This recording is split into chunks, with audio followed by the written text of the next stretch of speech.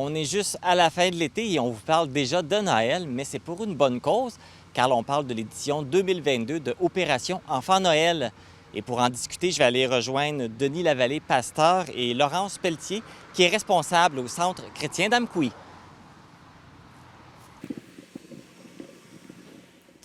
Denis Lavallée, bonjour. Bonjour, Marc. Donc, on est ici pour parler de Opération Enfant Noël. Oui. Ça fait combien d'années vous êtes impliqué à cet événement? Ça fait depuis 2014 et on envoie des boîtes à chaque année, différents montants chaque année. Et voilà encore ce défi 2022 pour que des enfants puissent recevoir des boîtes. Pourquoi c'est important pour vous de participer à cet événement?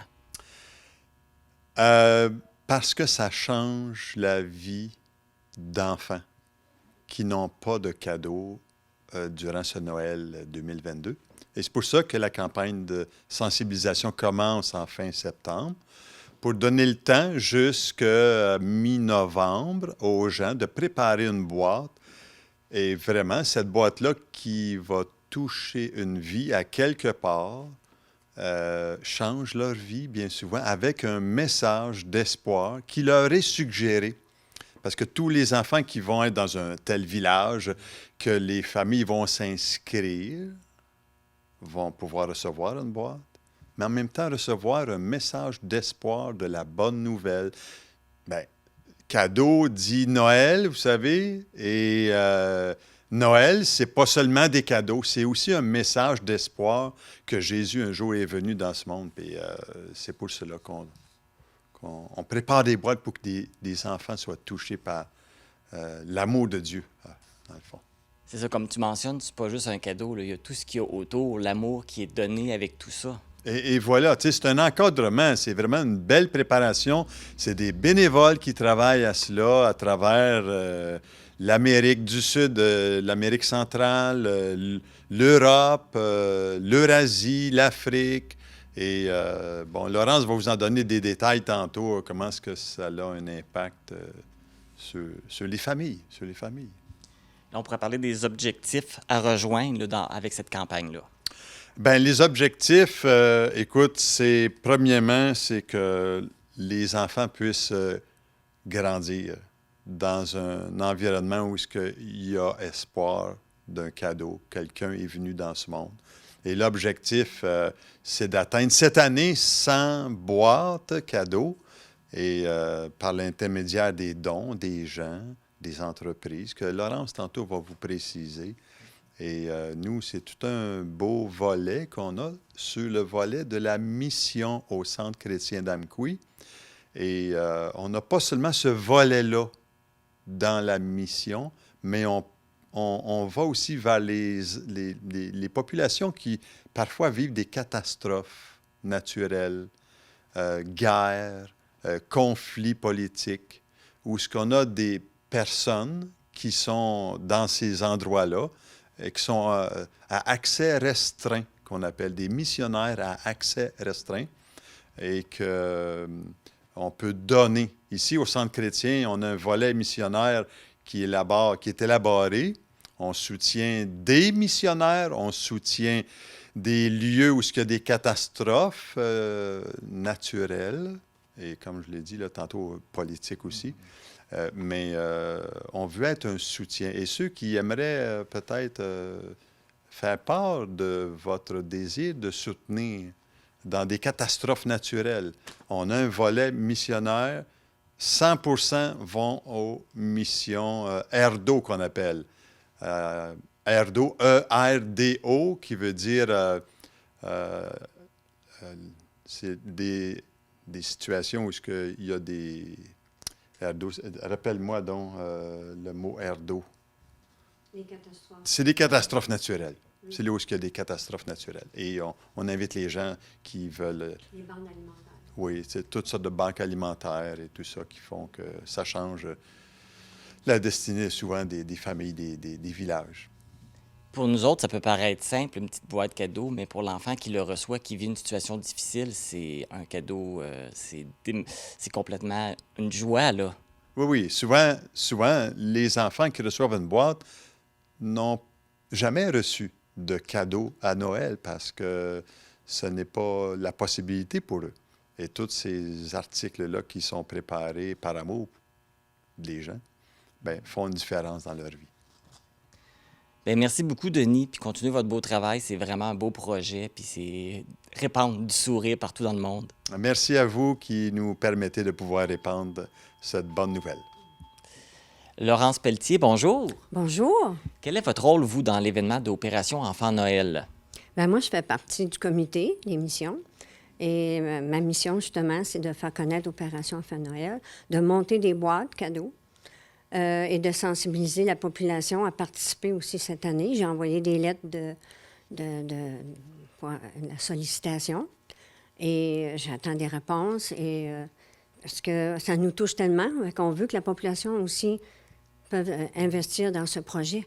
Le faire connaître, au moins, c'est déjà un bon début. Hein? L'année passée, vous aviez envoyé combien de boîtes? L'année passée, on a eu 71 boîtes, malgré l'histoire du COVID. L'année d'avant, on n'avait pas pu faire de boîtes, fait qu'on a envoyé des sous à la place, un don. Fait que cette année, bien, mon objectif est au moins 100 boîtes. 100 boîtes. Alors donc là, l'invitation est lancée. Les gens qui veulent contribuer, là, c'est le temps de le faire. Oui, ils peuvent le faire. Ils peuvent le faire aussi personnellement. Si, mettons, ils ne veulent pas se lier à l'Église, ça, c'est correct, c'est leur choix, mais ils peuvent prendre une boîte de souliers à la maison, à peu près les dimensions de 6 par 12, et monter leur petite boîte chez eux. Puis, ils peuvent venir m'appeler pour venir les porter, ou même je peux aller les chercher, ou même venir ici au Centre chrétien le déposer le dimanche. Le dimanche matin, il y a toujours quelqu'un ici. Fait que ça nous ferait plaisir de recevoir leur boîte ou de fonctionner avec un don, ou peu importe la façon qu'ils veulent fonctionner.